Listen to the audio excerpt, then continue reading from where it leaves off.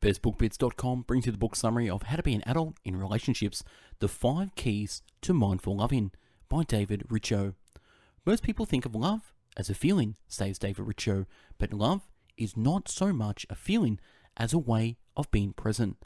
In this book, Richo offers a fresh perspective on love and relationships, one that focuses not on finding an ideal mate, but on becoming a more loving and realistic person. Drawing on the Buddha's concept of mindfulness, How to Be an Adult in Relationships explores the 5 hallmarks of mindful loving and how they play a key role in our relationships throughout life. 1. Attention to the present moment, observing, listening, and noticing all the feelings at play in our relationships. 2. Acceptance of ourselves and others just as we are. 3. Appreciation of all our gifts, our limits, our longings, and our poignant human predicament. 4. Affection, shown through holding and touching in respectful ways. 5. Allowing life and love to be just as they are, with all their ecstasy and ache, without trying to take control.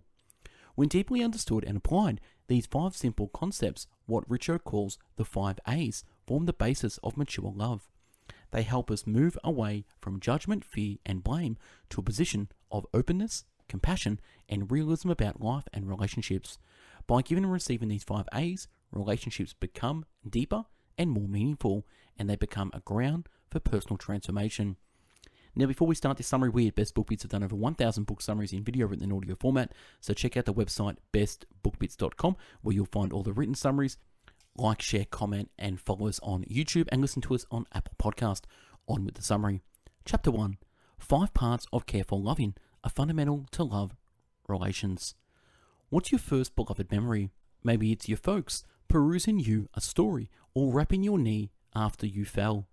As youngsters, we depend on our folks to meet our enthusiastic needs and to cause us to feel protected and needed.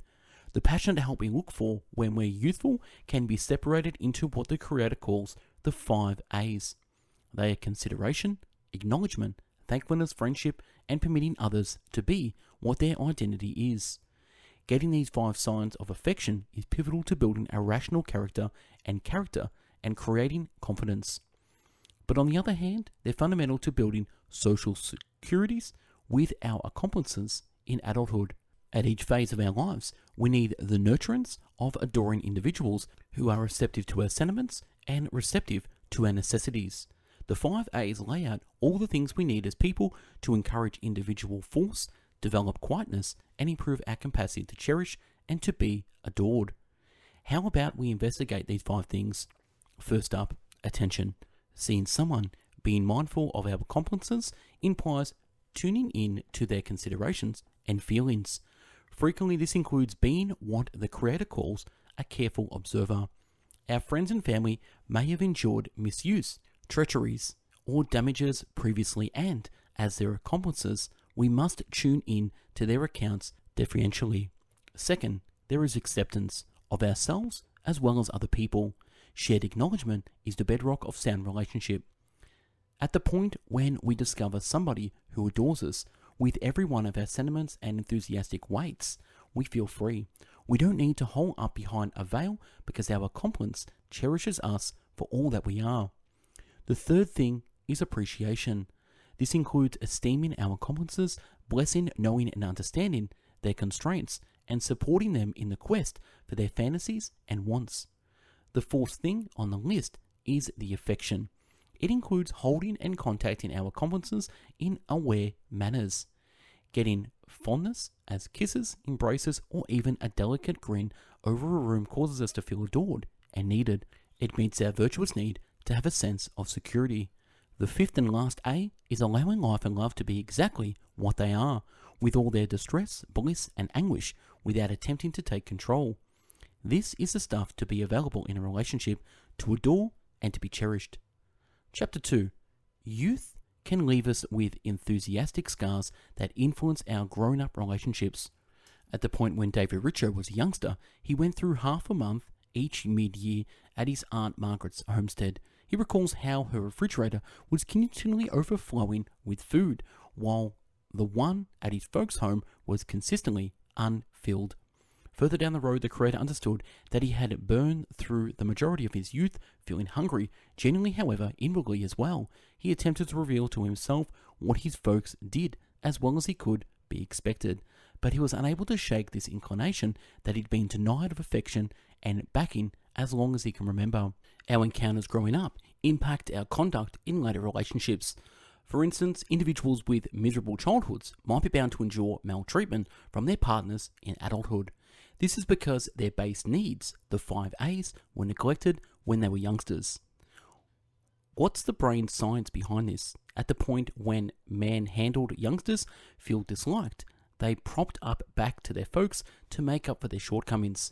Just to be invaded once more, they contemplate internally, you continue harming me, however, I can't leave you. This is the reason numerous individuals remain in injurious relationships in adulthood. Rather than imagining that their partners weren't right to mishandle them, they accept that they are the ones who are deficient. They prop up their partners for affection just to find that those partners have none to give. Numerous youngsters who have been manhandled can't connect for help with these injuries. Rather, they may reenact the past in their relationships. For instance, grown-ups who experience childhood in turbulent family units may consider worry to be ordinary. So when things are running easily with their partners, they figure out how to make agitation. How would you break out of this endless loop? Indeed, first you need to mend your previous injuries. That implies laminating your youth sentiments of misfortune or disregard. To start this cycle, you have to impart your excruciating recollections to an individual you trust, similar to the advisor or a companion. Talking so anyone might hear about past maltreatment can prompt what the creator calls reflecting, implying that we comprehend, acknowledge, and permit our emotions. At the point when we have our sentiments reflected by a careful audience, we no longer need to feel sincerely denied. Rather, we can figure out how to give and get plentiful love and trust. Chapter 3. Working through our issues includes focusing and giving up. Have you ever constructed bread? If you have, at that point you'll know how the cycle goes. You need to manipulate the batter and afterwards sit tight for it to rise. At exactly the point would you be able to place it in the stove to heat. This is like the author's method of working through issues. This training consolidates the exertion of uncovering negative musings and the feelings with tranquility of sitting and pausing. At this point, when the author works with customers, he draws on the apparatus of Western mental treatment and the act of care. Sound muddled. We should investigate how this functions. In his brain science work, the author urges customers to distinguish their issues and focus on the emotions appended to them. At that point, he requests that his customers hold on these sentiments until they change or uncover something more profound inside them. After this, he presents care, an antiquated Buddhist practice that carried out consideration regarding what's going on in the present. Through care methods, customers figure out how to see their considerations or sentiments that emerge inside them. However, rather than clutching them, they figure out how to release them. Care is tied in with applying the 5 A's to real factors and restrictions of your life. You take care of them, acknowledge them, welcome them, feel love for them, and permit them as they seem to be. So how might you apply care to your day-to-day life? All things considered, one path is through contemplation. You can begin by reflecting for a couple of moments daily, and afterward, increment the length after some time. To start, sit in a calm space with your eyes open or shut, your back straight, and your hands put in your lap. Focus on your breath. At the point when considerations and nerves enter your brain, notice them, mark them with contemplations, and afterward revisitation of your relaxing. This takes practice. Inevitably, your brain will muffle any diverting musings in the rear of your brain. Thus, much of the same as the work of heating bread, staying genuinely and profoundly sound takes the order, work, and persistence. To resolve past issues, you need to get settled with effectively working through your issues and afterward permitting them to float away. Chapter 4. When we realize how to think about and regard ourselves, we can participate in beneficial relationships. Love is regularly depicted as a glad mishap in movies. A commonplace scene may go like this. A lady strolls down the road and chances upon a man. His Nespresso goes flying as she attempts to assist him with cleaning his grimy coat. The pair lock eyes and grin. After talking for some time, the person writes down the number on the rear of a receipt and they consent to meet once more. Before the finish of the film, church chimes are ringing. This situation may sound unrealistic. In any case, it's not a long way from what can occur. All things considered, truth be told, when we don't effectively search for adoration and are content with ourselves, we open up space for the opportune individual to stroll in. Becoming more antiquated with somebody can be alarming, particularly for individuals who have been harmed previously. That is the reason for dealing with yourself in the dating game is fundamental. So how might you do this? To begin with, you make yourself an unequivocal guarantee that you won't change yourself to make somebody need you. Doing this will unleash destruction on your confidence. Before you go on your next date, have a go at saying the accompanying, I need an accomplice and I'm dealing with myself as the initial step, and I remain the guard over my weak internal identity during this cycle. As far as picking an accomplice, it's critical to pick somebody who needs a similar style of relationship as you do. For instance, not every person is ready to deal with a completely serious relationship. Some are content with light relationships or companionships and appreciate just intermittent closeness. Then again, a few people need to feel a profound association with a critical other and appreciate the closeness that dedication can bring. Before entering a relationship, make a rundown of your needs, qualities and wants for you and what level of duty you want. At that point, share it with your expected accomplice. The ideal situation, both of you are on the same wavelength and ready to address each other's issues. Finding the correct accomplice includes being available to individuals strolling into your life. In any case, you likewise need to adore yourself enough to put your necessities and needs on the table. Chapter 5. Relationships develop through 3 stages to arrive at their maximum capacity. Albert Einstein once said that investigating nature can assist us with understanding our human story. What was the meaning of his saying? All things considered, nature works in cycles. A rose begins as a bud, it blossoms, it kicks the bucket, and afterward returns as a bud. This is the way we can consider relationships. As well, they begin with the sentiment, they progress into struggle, and afterward rest in responsibility. What's more, these cycles can rehash themselves, and once more. We realize that affection is bona fide when it remains unblemished through these stages. We should inspect every one of these stages. First up is sentiment, which can be portrayed as a profoundly moving encounter of satisfaction. In this phase of the relationship, we become encompassed in the other individual. We're captivated by all that they are. The thing is, the sentiment is brief. Nature planned sentiment to unite couples to mate and proliferate the species, yet it was never intended to last. That is the reason a few couples separate after this sentiment stage. They get so made up for a lost time in the adventure of being infatuated that they are disillusioned when the fervor blurs. After sentiment, couples normally progress into strife. In this stage, the sentimental picture you and your accomplice have had of one another's transforms into a genuine picture. You start to see the hazier side of one another's character, which you might not have seen previously. This stage is typical. Also, it's an important piece of building an enduring bond. Without the battle of contentment, you may become mixed up in each other and lose ourselves en route. If couples can work agreeably to resolve their issues in the contention stage, they would then be able to go into a period of duty. Be that it may, what does responsibility resemble? In a serious relationship, couples can give and get the 5 A's. They let go of their longing to be directly in contentions and rather look for a bargain. They may be in any case battle, yet they don't quite quit adoring one another. So on the off chance that you have a feeling that your relationship is changing from a period of sentiment into struggle, stay with it. Having the option to relinquish one phase and move into another makes for sound relationships that stand the trial of time. Chapter 6. Relinquishing your fears can make an enduring relationship among you and your accomplice. At the point when we're up to speed in the pains of love, it's difficult to envision regularly feeling frightened to be with the individual we love. However, as relationships progress and couples develop nearer, fears of selling out and closeness, just as different things, can emerge. Try not to stress. This is ordinary. Truth be told, fears can even assist us with reinforcing our relationships, as long as we don't let those apprehensions control us. As indicated by the author, engulfment and surrender are the focal relationship fears that couple need to survive, so I'm not catching their meaning. All things considered, engulfment is the dread that on the off chance that somebody gets excessively near us, genuinely or inwardly, we'll lose our opportunity. In this situation, the 5 A's are cockeyed. When we feel inundated, our accomplices are giving us excessive amounts of consideration of love and insufficient acknowledgement and permitting.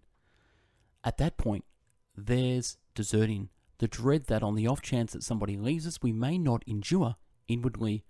If we recall the 5 A's once more, surrender implies lost consideration, gratefulness, or love. In the two cases, our dread originates from feeling weak. We feel caught, controlled, and helpless before others. So how might we figure out how to deal with these feelings of trepidation? The author suggests utilizing the AAA methodology, which represents admit, allow, and act as if. To start with, you need to concede your apprehensions to yourself as well as to other people. This includes naming your feelings of trepidation without accusing anybody. For instance, you can state to your accomplice, I am frightened to draw nearer to you because of, or my dread of disloyalty originates from. At that point, you need to permit yourself to feel your apprehensions without deciding between them. This lines up with our act of care. We permit our sentiments to develop, we see the truth about them, and afterward, we let them go. Next up, go about as though you have no dread. For instance, on the off chance that you dread deserting, attempt to move open to being endlessly from your accomplice for brief all the more every day. Furthermore, if you dread engulfment, attempt to avoid your accomplice for one moment less.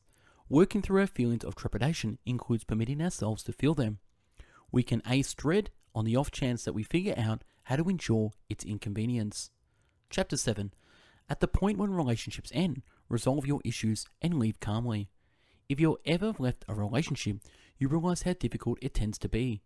When relinquishing an accomplice, you're not just surrendering the bond both of you had, you're likewise surrendering the expectation and work you put resources into propping the relationship up. The thing is, battling to keep something alive that has just terminated is at last more difficult than allowing the relationship. If you feel that the relationship among you and your accomplice is disappearing, it may be better over the long haul to cut off the association and proceed onward. Here are a couple of signs that your relationship may be close to its end. A major marker that a relationship is on out is on the off chance that you no longer feel glad and safe in one another's company. In case you're not normally setting aside a few minutes for each other, and on the off chance that you battle to be close explicitly, these could be signs that your enthusiastic bond is dispersing. Another pointer is on the off chance that you no longer trust your partner. Possibly you're continually checking the other individual's telephone, frightened by the idea that the person is faithless. Or then again, perhaps you find yourself stressing your partner may forsake you. These activities show that your enthusiastic needs, the 5 A's, are not being met. At last, on the off chance that you have a feeling that you can't love, regard, and back in your partner, and the person can't do likewise for you, at that point, it may be an ideal opportunity to consider cutting off the association calmly. Here are a few procedures for how to do as such. In the first place, try to examine with your partner the reasons why you need to cut off your association. It's significant for both of you to work everything out with the goal that you can address, cycle, and resolve your interests together. Next up, give yourself the space to lament alone and let go. It's no utilization bouncing into another relationship, trusting it will recuperate the injuries. You have to allow yourself to grieve the relationship and gain from it. The most significant thing, make an effort not to consider leaving to be a relationship as a negative thing. Rather, consider it to be a fresh start.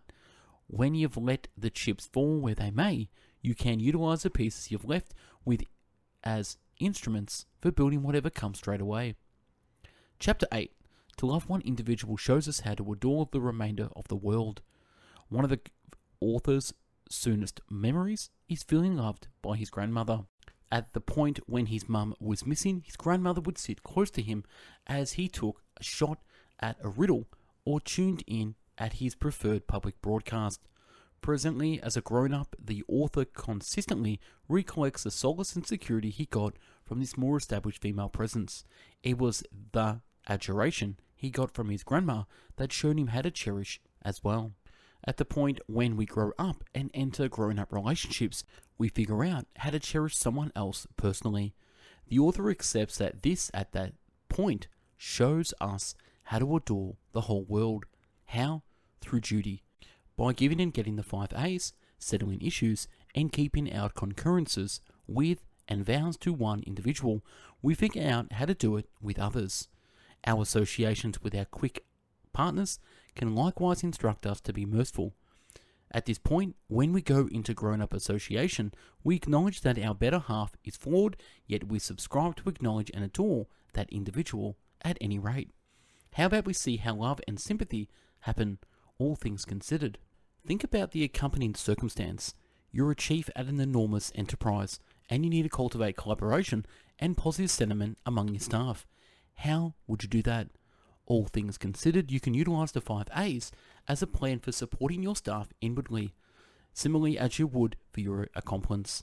Focus on your workers' emotions and concerns, acknowledge their endowments and constraints, and value their achievements and challenges. You can likewise show individual fondness through trust and support, and permit them dynamic force. Also, shouldn't something be said about sympathy? Indeed, being humane fundamentally implies being differential of the force and potential others have inside of them. In case you're a supervisor, give your representatives the apparatus to get familiar with others' aptitude, and afterward, venture back and permit them to work things out for themselves. Be available when they request to uphold. Thus, when we make a promise to an accomplice by giving them the 5 A's, we're ready to convey these 5 parts of affection to the world. We are all brought into the world with the plentiful chance of carrying affection to the world, and we can show ourselves as well as others how to do this. And that's right on this book summary, How to Be an Adult in Relationships. If you want the summary, click the link to download this. Again, we at Best Book Bits have done over 1,000 book summaries in video written in audio format, so check out the website bestbookbits.com, follow us on YouTube, and listen to us on Apple Podcast.